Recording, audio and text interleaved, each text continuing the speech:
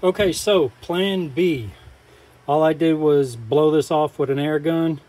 I drilled 2 holes in it so it'll blend it between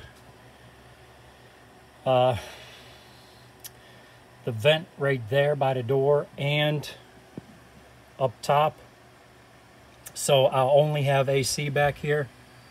Like I said, I don't care about the heat back here, only the AC. So I drilled 2 holes in it, and if I decide to get the doors, which are $150 to $200 for a set, I'll go that route. But till then, all I need is AC, so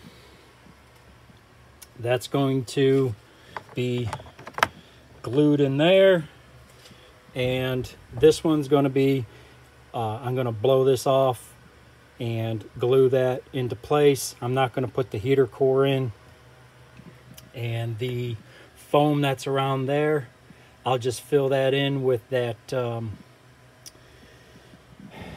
I forget what it's called. I think it's called ice barrier, but it has tar on one side and foil on the other, similar to like Dine Mat. So I'll be covering that.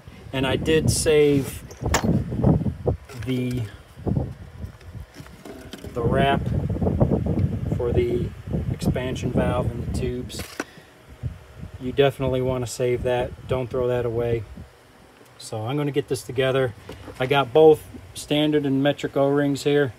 I'm pretty sure I'll have something to fit. So yeah, replace your O-rings, because 134, it's a finer molecule, so it tends to leak, and that's why you'll see O-rings and gaskets in some areas on the newer AC systems. So all right, I'm going to get to it.